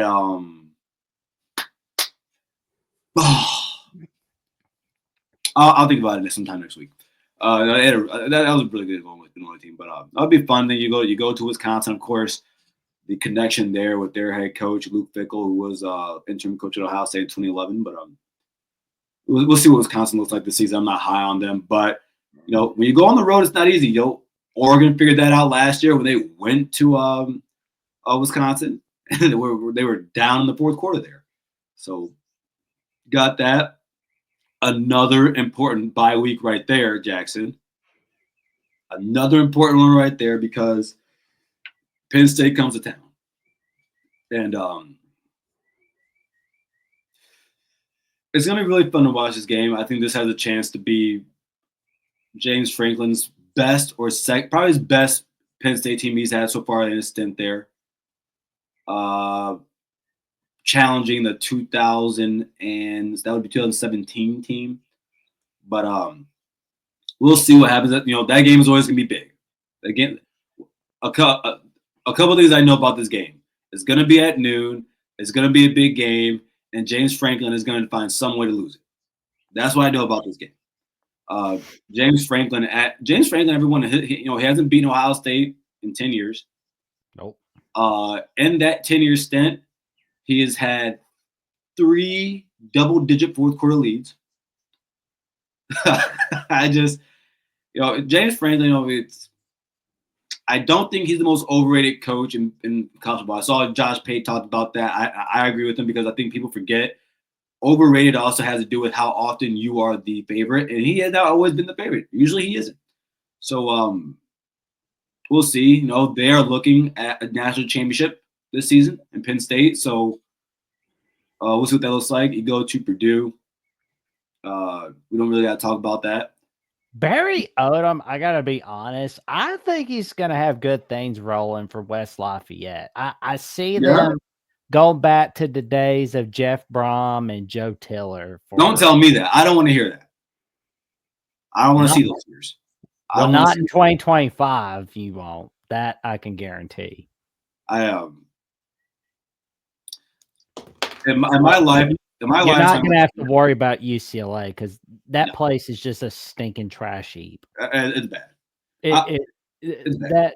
That's basically what hell is. UCLA. I call it college football purgatory. That's nicer than what I call them. No, I'll tell you what, Jackson. That Purdue, there's some losses in my lifetime as a fan that are just completely. I can't put into words. I look back at that Purdue loss in the Urban Meyer era, and that was that Purdue loss. I couldn't. I'll tell you what, man. Purdue, they have some. They're one of those Big Ten programs that have really random, exciting years. I mean, heck, you can look back at the during the 2001-2002 season for Ohio State, or 2002 season for Ohio State. We had the Holy Buckeye against Purdue. It's cool campus. They'll give them that. But and they have, like you say, UCLA, dumpster fire there. Yeah. I don't know what direction that program is heading except for south. Rutgers. Go ahead and trade Rutgers for Pittsburgh. That's what I say. Trade Rutgers to the ACC, and in return, you get Pitt. And what we get is Penn State Pittsburgh on rivalry week. Because seriously, who gets excited about Pitt? Like, who gets excited about Penn State Rutgers? Like, I've never heard anybody in my lifetime say, hey, you want to get drunk and watch Penn State, Michigan State? Hey, you want to have Thanksgiving leftovers, watch Penn State, Michigan State? Said nobody ever. No, I bet you. No one thinks about that game, to be honest with you. Exactly. Like I bet you $1,000. Nobody even said that in 1993. They're like, oh, where's Penn State? Oh, right. They're not playing Penn State Pittsburgh. That sucks. And also, I mean, let's be honest. I don't know how you feel about this, Jackson, but I still, and yeah, I'm only 31, but I am a little bit of a purist when it comes to football, college football. I do like regional relevancy. I don't listen. It's cool that Rutgers and Maryland are in the Big Ten. We're coast to coast. That's cool and all. I would trade Missouri. Listen, Missouri is a Midwest state. And I feel like I think a lot of people forget that it's a Midwest state, and I would trade them to join us. And I look at places like I mean, who else, Jackson? Who else is out there? I mean, Penn State. People. That's a Midwest. Half of Penn State, that's Pennsylvania, kind of Midwest, and half is kind of East Coast. But I mean, listen, Texas. when I, it's funny when I think of like Jackson. My family's from Alabama, from a place called Kanukah in Evergreen County, Kanukah, Alabama. And like, you ever had Kanukah sausage? I don't think I have, but it sounds like I need to try it. Jackson, I'm gonna text it to you. I'm gonna text you Kanukah sausage. My dad for the family ships it up here all the time because we love it. They when I think of like the South, I think of Bama, Tennessee, Mississippi, Northern Florida. I've never really thought of Texas. I understand, like, if you look at the history wise, yeah, I guess so, but I always thought of Texas as the West because I mean that's west of the Mississippi. Am I correct? Yeah. Are they not? I mean, they're just that's just me. But it's just like on the bright side of Texas being in the SEC, we're at least back to having Texas, Arkansas on an annual basis. Yes. And Texas A&M on Thanksgiving week. And we still keep Oklahoma. Yes. So, but we got but Oklahoma State got all gone. And and that's I'm crying ugly tears over that game being that's a shame. That's a shame. But we trade Missouri to the Big 12 for Oklahoma State. One of these days, we probably need to do. We should do a realignment of college football. That's what we should do. Let's do it. But and then you get to that last game of the season, and the last in November, and all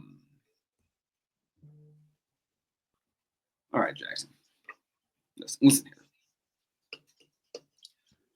In 2021, that first year we lost. It was understandable. Ohio State has a streak of 8 wins, losing in 2011, then a streak of 7 wins. Eventually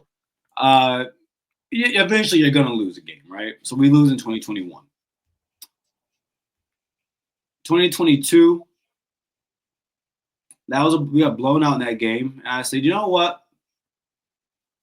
That's just annoying. Now I'm not pissed off yet. 2023 happens. Now we got a problem. And then last year, thank God we won the national championship. Because man, it's just mind you, that is Ryan Day's first loss to an unranked team. So, like, there's 2 things we're working with here. I love talking about the exception and the rule. Ryan Day losing to an unranked team is an exception, but losing to Michigan, that was the rule. And in 2025, that has to stop. Winning a national championship gives Ryan Day 3 to 4 more years before he has to win another. But not so. And there's a weight taken off him. I think he's going to coach that game and big games in general more loosely. Throughout that playoff, Ryan Day was loose. And Jackson, if you look at the history of Ryan Day, usually in playoff games, Ryan Day gets very loose, or in just big games in general. Like in 2022, when we lost to Michigan, then we played Utah, or that's 2021. Yeah, he coached very loose in that game, very loose against Utah. Throwing that ball over the place. And JSN has 340 some yards receiving. So, but I think the game, there's a weight lifted off of him now. I think he starts to coach the game against the team up north a little bit more loosely. But you got to win that game. Yeah. You got to win that game. And I think it's gonna be tough. It's in Ann Arbor this season. Don't care. You gotta win that game. There you go. You gotta win that game. That's what it takes. You gotta win it. Gotta win it. And I do worry about the future of the Notre Dame USC rivalry. But that's one game I've been just worrying about constantly. I'm just biting my nails worrying about the future of that game because it's like the USC AD sitting there saying, "Oh well, in an ideal world, like what?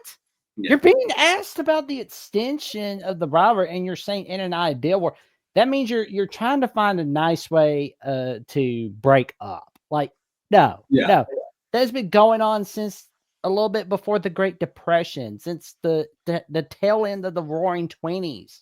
No, you don't take that game away. No, you wanted to join the Big Ten, and you're like, oh well, we have travel noting. No, you made that bed. You Yep. made that bed. No, definitely. It's like, and that's what I'm thankful that Ohio State and Michigan are in the Big Ten. yes. I'm thankful that we don't have to move conferences or in any realignment. I thought it was funny, when the Saints, like the whole scandal is hurting for Michigan, and everyone's saying, well, we're just gonna leave the Big Ten. And I'm like, no, you're not. No, you're not.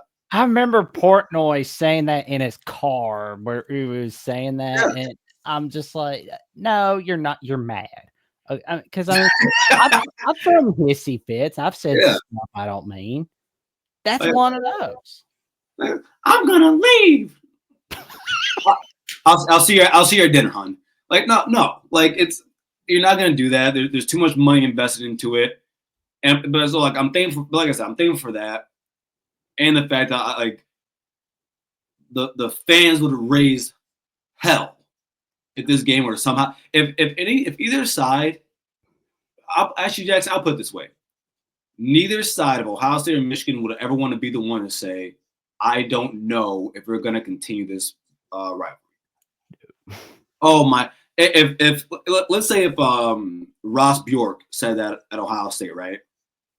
I would leave Twitter for the day. I would, because I know that the bashing of my program would be on 10. So yeah, man, it's sad that some of these rivalries are going away. Like the Oregon one, which I still call a Civil War. I love that rivalry. There's some. Yeah, Jackson, you're like me, man. There's some really important games out there in football out there that's being played across the country. Like I don't know how you feel about that 4-4-2-2 1-1-1 format with the SEC and the Big Ten getting 4 automatics. But I said no. Like for me, I don't like for me personally, I don't like what's being done to the ACC and the Big 12. Yeah, it's terrible. And because even now, I still believe there to be valuable programs in those conferences. I do believe TCU to be a valuable program. I do believe Texas Tech to be a valuable program. I believe Virginia Tech to be a valuable program. So it scares the crap out of me what's being done to the ACC and Big 12. Yeah. And like I don't see like the Big 12 going down as bad as like the Pac-12. I feel like the ACC will be like the old Big East, which how the ACC didn't see this coming is beyond me. They're like, oh, ESPN's not going to do that to us. They're just doing that to the Big East. They're going to do it to you. They're going to do it to you. And if you look, man, the Big East used to be a really good conference. I mean, again, Jackson and I are geezers. So there was a time, everybody, where Miami and Virginia Tech were in the Big East. And in Jackson, you remember those Big East years where Rutgers, West Virginia, and Louisville were really good. Oh yeah, Oh, like I 2003. mean, like those are the Pat White, Steve Slayton years.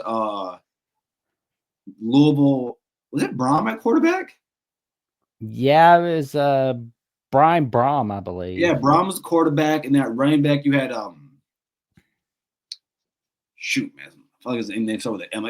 Those were some good years. Then you had Shiano at Rutgers when they had Ray Rice and those guys. Those teams are whoa. Yeah. But we see what happened to that conference. It's gone, or it's not gone, but it's a non-factor, you know. So I mean, hey, listen, if you're at the ACC, I guess be happy that you locked Florida State in, and not, For at least the next 5 years, right, yeah, with the like news report, yeah, 'cause and, and then Florida State's trying to get out of that contract, but I mean, yeah, they it's if Florida State is gonna leave, like, I'd wanna see Florida State, Miami, Georgia Tech, and Clemson be in the SEC, because I wanna see Georgia Tech have a second stint in the SEC. Bring back that Georgia Tech Alabama game. I mean, that is wrong that that game has not been played in 41 years. you said Georgia Tech, Alabama. Yeah, I mean, like, Georgia Tech's in the Alabama fight song, and that game's Wait, not whoa, even whoa. been. All right. See, Jackson, so I like it, man. So, give me game on this. What? So, tell me the history between Georgia Tech, Alabama. Well, 1960, Georgia Tech was shutting us out in the first half. We made a comeback, like Pat Trammell was leading us into a comeback, but then he gets hurt in that game. And Mhm. then what happens is Bobby Skelt leads us into a victory where we win 18-17. A year later, Alabama's hurting one of Georgia Tech's guys to the point where Bobby Dodd is just like venting to the SEC about how Alabama intentionally hurt one of their guys. And Mm. then Bobby Dodd's like, screw this. We're leaving the SEC. And then 1962, Alabama's looking to repeat as national champions. Guess who comes in to spoil national title hopes? The Georgia Tech Yellow Jackets. 1964, Joe Namath is back from his knee injury. This is Mhm. the first year of Georgia Tech's independence. The Alabama Crimson Tide beats the Georgia Tech Yellow Jackets. That, Wow. yep, that's part of the Well, history right there. Like, but I'll it tell you was, what. I I'll say this much because it has to do with like Georgia Tech and like yeah that's really crazy that you're that close to proximity and you rarely play. yeah. Um, I mean then again, well, I think when I found this out, I was amazed that Indiana and Notre Dame have played like less than 10 times in their program history. That didn't make any sense. I'm like, I mean, I lived in Indiana before. It ain't that those two aren't Bloomington and South Bend are nothing but 6 hours away, 7 hours away, if that. So in the same state. But you know, I do think I'll put it this way: if we did become two super conferences, right? I would then be back. I would be very. We would have. I think we should go back to divisions if that happens, Yeah. and and structure it in the way that the NFL does, and that way, like I mean, heck, I mean, if you had like a SEC East and SEC West, and you had all those Florida teams playing each other, I mean, I think that would actually bode well for Florida recruiting. I bet you if all those Florida teams played each other in the same conference or division, I bet you that would keep Florida kids in Florida. But yeah, man, we're entering different waters here in college football, Jackson. We really Sure. are. It's a big club. If we Imagine, aren't in it, I'll tell you what. Imagine we're 30 more years from now, we're 60 some, and we're looking back at looking back at 1938. Just say, oh, back, way back in our grandparents' day, we got the share titles. oh man, that's funny. Yeah. 1938, like, 1934, Alabama winning it all, beating Stanford in the Rose Bowl Mhm. in the Yeah, Frank go Thomas. back like, oh, well, it was like 1967. Ohio State shared it with two other teams. Like, Oh man, this sport, man, it changes. There's different eras, and you gotta grow with it, And There you go. it's what it is. Yep. And that's the way the news goes, as Mhm. Rick Sanchez puts it. Well, what have you Wait, got going on? is that from the Anchorman? Not Who's Rick wisely. Sanchez?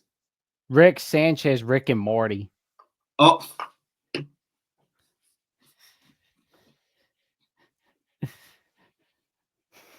Oh man, that it's a funny I'm show. gonna rewatch that. I'm gonna rewatch that show. Oh man, it's like I get a laugh out of that whirly dirly Yeah, conspiracy. my favorite episode is when Ricky gets really pissed off because not really, but Morty gets really pissed off because Rick never lets him choose the adventures and what they do. It's so Rick finally lets him do it. That's hilarious. He's like, Morty, no, that's wrong. Dude, yeah, I remember that one episode where they had like all the different variations, all the different universes of all the different characters. Oh, I got so confused in that. That was so bad. That episode was scary for me. Oh man, like that Vindicators episode. Like Mhm. I kind of laugh at that one. It's like, oh man. Oh man, it's and like the different one, the bad memories. Like if you had like bad memories, they're real. But if you had good memories, they're not real. Like What's the Mr. What's that? Mr. Poopy Butthole. No, the dog. Oh, No, Beth. who's She's the Charlotte. Mr. Meesey? What was that? Mr. Beast, it's like a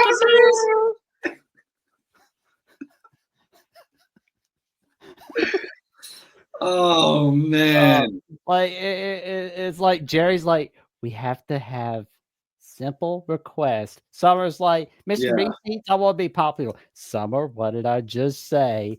It's like Beth. like asking the head coach asked, Mr. Meesey, I need you to help me win a national championship. Oh man.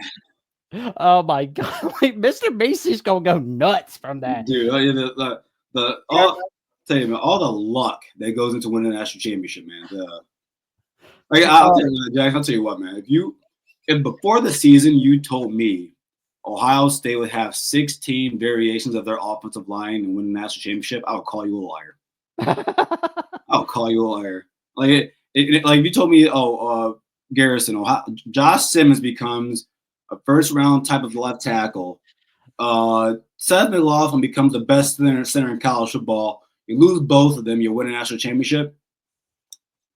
Hey, like Hazel Abrams, my grandma from Alabama says, "Tell the truth and shame the devil, or you lie like a rug." That's what I would tell you, man. There you go, man. Oh, As you know very well, Jackson. I was just thinking about the Me Seats coaching staff where they're just oh like, my gosh, they'd be like, I can't take it anymore. I just like, put it on. if you had to make a Me Seat coaching staff, so like the coaches that just can't win a national championship, who would you put on there? Like, oof. I put Lane Kiffin on that team, on that coaching staff. Yeah. But Brian Kelly, you go on there too. Sark. There you go. Sark. Just don't let him near the booze. The Mr. Meesey coaching staff. Oh man, like they'll all be fighting each other. Like one of them will go, "Your failures are your own, old man."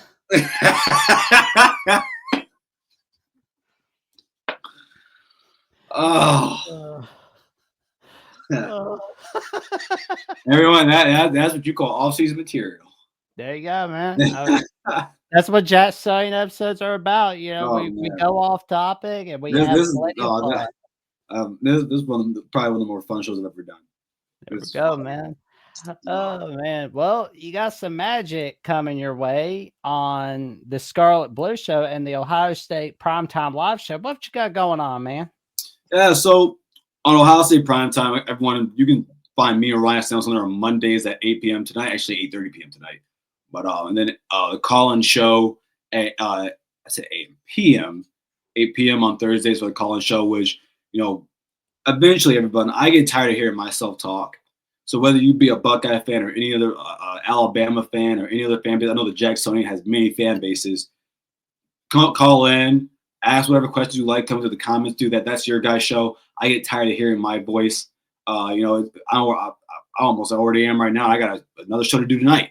So, but it's a really fun time. And then also, Scarlet and Blue Show, my buddy Bryce Sack. Again, Michigan Ohio State show. We love that. That's me and Bryce's baby. The show we started. Completely love it doing that one with him.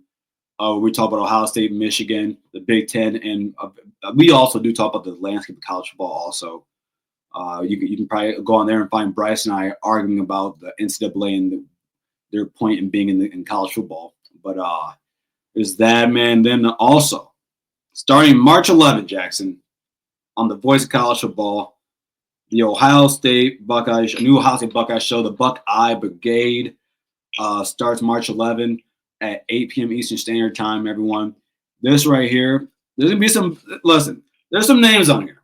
And I'm really happy that these guys are able to join. These are some guys that are friends of mine. But Chris Drew from Minnesota Sports will be on there. Also, Juck from Juck on Bucks and Minnesota Sports will be on this panel. B. Moses from Buckeye Scoop will be there. And then a few other names, Ron Jane from from Best Damn Media, which is an Ohio State channel, will be there. And Cleveland Mike will be on there. He's a contributor from the Voice of College Football also, and on Best Damn Media Sports. So it's I'm excited, Jackson. It's gonna be a fun lineup. It'll be a live show, so please call in, join the show in the comments. We'll be doing memberships for that also. And actually, Jackson, while we're here, we before the show, we finally came up with the membership names for the Ohio State channel of Voice of College Football. So, everyone, right here is tier 1 will be the Block O Club. Tier 2 will be JT Wasn't Short. And then tier 3 will be We Don't Give a Damn. Which, Jackson, if you don't, I'm sure you know, is one of the top Buckeye songs. We know We Don't Give a Damn for the whole state of Michigan. We're from Ohio. One of the greatest. I actually think that might have won a Grammy for all I know. That song did. Oh, nice. So it's really excited to announce those memberships. So please be sure to we're gonna release them here this week, I believe. So really excited about that. But a lot of big things happening. Truly can't wait for that to start. I can't wait for the football season to start. Because by that time, Jackson, I'm sure we'll both be going back to a Big Ten team rivalry show. I'll be back to calling high school games, which will be fun. So yeah, man, it's college football, man. It's a fun. I think my girlfriend, she calls it the biggest cult in the world. And I don't blame her. I love this sport. I love this sport more than I love my own team. So it's again, Jackson, just like I'm sure how you feel to be able to talk about it as much as we do, and there's people that want to hear us talk about it. Man, I feel it's a good feeling. It's a humbling feeling, honestly. So it's always fun talking about college football, especially stayed up till 2 a.m. watching late night games during the season. Oh, you got to. Well, one thing I do miss, like when I was stationed out in San Diego, one of the coolest things out there is that the games start at 9 a.m. over there, and then they would finish at 10, 11 o'clock, so that was always really nice. The bad part is, Jack, I had this really cool group chat with some of my best friends from my ship. We've had this group chat since this 2025. We've had this group chat since 2022. No, I'm sorry, 2018. 18. No. Well, I know I'm wrong, Jackson. We've had it since 2016. This group since 2016. We've had this group chat and talked football in it every single day or other sports. And it's fun because you got me in there. My buddy Thomas, he's a Michigan Ohio State fan from Pennsylvania. Will, he's a USC fan from Florida. Oh wow. Cam is he's a Miami fan from Ohio. Cook is an Oklahoma fan from Oklahoma. Oh. And then Tuck is an Oregon fan from Oregon. So it's a really cool like group chat. But yeah, man, we used to go. I used to watch all those guys all the time. But yeah, man, it's there's nothing like this sport. There's really nothing like it. I'm a Buckeye fan from the great state of Michigan. So well, we know how college football is real. We can remember the good memories and the bad memories. Oh yeah. It's like there's no parasites there. And what I'm very happy about in my in my life as a Buckeye fan is that I started really watching and understanding football in 2001 or like 2000 I did. And what Jackson, Michigan's beaten us 4 years in a row, right? Mm-hmm. I've only seen Michigan beat Ohio State 6 times in my life. Think about that. Think about that. It's a great life, man. Like in 2012, how Ohio State went unbeaten that year? Yep. I think 2011, Ohio State should just said, okay, we're going to self-impose postseason ban on ourselves. Like we're going to call 2011 a lost year. So this way, 2012, you play for it all. You're in the Big Ten title. No, we did. No, yeah, in 2011 we did play a bowl game. That was a throwaway. Yeah, that was a throwaway year. Gator Bowl against Florida, where Charlie Weiss was the offensive coordinator there. Yeah, it's really amazing. It's Jim Tressel before this season, he spoke to the 2024 team, and he said, one day you're going to look back on it, and he talked to the players and say you're going to think, he said, thank God I was given a chance to be an Ohio State Buckeye because there's nothing like it. And I feel really, I'm really happy that Ohio State football, for all intents and purposes, with Alabama, after Alabama, has been, if not the best, one of the top 2 programs in college football history. And to be able to live through the golden era of Ohio State football, knowing all those great seasons, the Woody Hayes years, the 70s, the 80s, the 60s, you got, or like the late 80s, early 90s were shaky, but that's a very short stint, To live through this era of Ohio State football has been amazing. And because the only other fan base that has done more, or program has done more than Ohio State is Alabama. And what people forget, Jackson, I'm sure you haven't, but those early 2000s years, they were pretty for Alabama.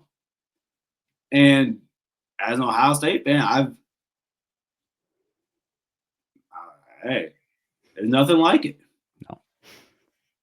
There's nothing like it, man. And yeah, I get more times than not, I've seen my team beat up on Michigan. I finally have a coach I don't think is going to get fired. Everyone always says Urban, they decide to let go. Urban got fired. Yeah. But it's really cool, man. It's really cool. I saw Troy Smith be the first quarterback to win a Heisman.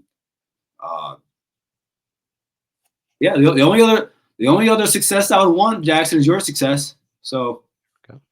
But I call it out. Funny thing, I called it out. I remember when Nick Saban first came to Alabama. I remember when it happened. And I told my buddy, my best friend since 3rd grade lost, and I said, oh, no one's gonna beat him. He said, oh, what are you talking about? I said, oh no. I said, oh, he's bringing them back. I said, what you're about to say, Alabama is not normal. It ain't gonna be normal. So, well, and before we go, and before we tell people they can find me. You asked earlier about the Caleb DeBoer era where he's replaced Nick Saban. I'll give you an analogy that I think of it like. I'm here. I think of it like Ken Jennings replacing Alex Trebek on Jeopardy. Where it's like everybody loves Alex Trebek, right? And then unfortunately he passed away from stage 4 pancreatic cancer, right? Mm-hmm. And Jennings takes over. It just felt like the right move because it's like you see Ken Jennings on Jeopardy in 2004, where he's just taking the world by storm with his 74 game winning streak, where he's just winning a couple $1,000,000. He's just a young programmer from Utah winning a bunch. And then we see him on these little tournament champions, and over the years he develops a friendship with Trebek, and eventually where it's just like he's doing very well as the host. And Yes, I think DeBoer could do very well at Alabama. And I think like the 2024 year, that was just an off year. And 2025, I think it's going to be better, especially when you got Ryan Grubb as the OC and the quarterback situation is much better than before. I mean, Ryan Grubb was going to be at Alabama, but then the Seahawks called, and Seahawks like, nope, you're out of here, buddy. Yeah. But I think Caleb DeBoer's gonna be better this season. I think it's gonna be personally for me, it's a show me year because I get 2 really good years at Washington, and again, I understand how hard it is to be the guy after the guy, but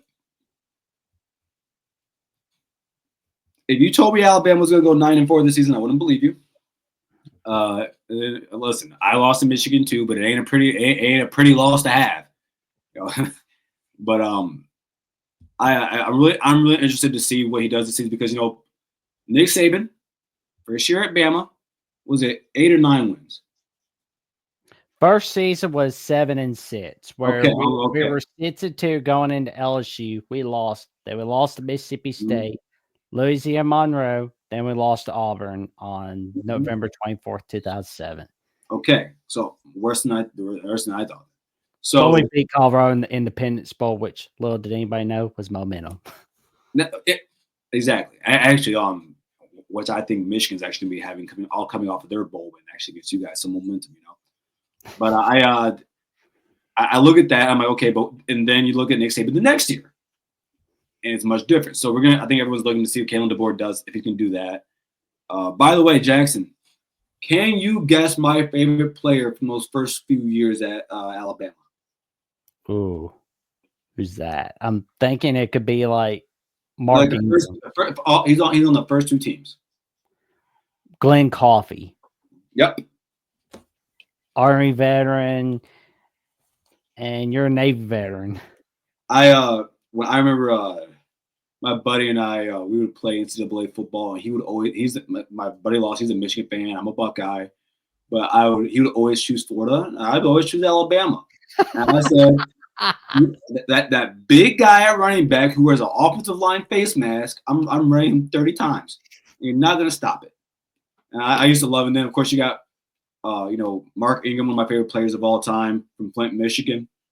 Really fun stat thing here. So like South Christian, where I played football, and when with the freshman or sophomore year of Mark Ingram in high school, he played my high school, and this would have been 2005,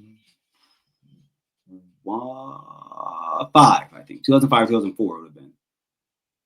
And they stopped Mark Ingram for 12 carries for negative 30 yards. Wow. Yeah. But no, man, I love your guys' program. I've always respected it. My family's from there. My grandparents are Bama fans. So I always had a little connection there. I don't like cheering for you guys because then everyone thinks that I'm just some coattail rider from the state of Michigan who's picking Ohio State and picking Alabama. It's just my family ties, But I think anybody that knows you knows that you're not. Like, no worries there. Oh man, I've seen some goat tail riders. You wouldn't be it. No, my guy Johnny Olden, he calls me your favorite Ohio State person to hate. So, and I wear that badge proudly. So, oh, there we go. So check out Garrison every Monday night, 7 p.m. Central Time, 8 p.m. Eastern Time on the Ohio State Primetime Live Show on Ohio State at the Voice of College Football and the Ohio State College Show, where he and Ryan Stanos take your calls on the Ohio State Buckeyes. And don't forget to check out the Scarlet Blue Show, where Garrison and his best friend from back in the day, Bryce Sack, team up to bring you the Scarlet and Blue Show. Let's get that channel. Let's get that show to 500 subs. Let's get to 1,000 subs. Let's get it there. We're almost there, man. We're almost there. It's going to be a ballroom blitz. And you can give Garrison a follow at Buckeye_Gaddy on X/Twitter and on Instagram at _Dean Jr. And of course, you can check me out on Jackson Johnson 979 on YouTube, where I'm 104 subs away from that magic number 500. And I also did the buzzer beater with Will and D, where we discuss the latest news and notes on college basketball. And I also team up with Austin Williams from Sports Talk with Austin. And on Monday afternoons, Monday evenings, I host Crimson Tide Live with Coach Johnny Burts as we bring you the latest news and notes on the Alabama Crimson Tide. And Thursday nights, Jeffrey and Only Talk Sports and I at 9 p.m. Central Time, 10 p.m. Eastern Time take your calls on the Alabama Crimson Tide every Thursday night. And of course, there's a new show called Alabama Primetime Live with Brady Quoto and Manny Wilson as they bring you their takes on the Alabama Crimson Tide Tuesday nights, 6 p.m. Central Time on Alabama with the Voice of College Football. And for more updates on what's going on Alabama with the Voice of College Football and who's coming on the Jacksonian, check me out on Jackson VOCFB on X/Twitter and on Jackson Johnson 543908 on Instagram and Threads. And with that being said, we wish you all a happy Tuesday night and to stay safe, stay cool, stay away from that heat if you're in Bama. And if you're in the Midwest, stay safe, stay warm. It's cold outside. And like, comment, subscribe, click on the notification bell so you never miss no video whatsoever. And we will see you soon. Take care, everybody.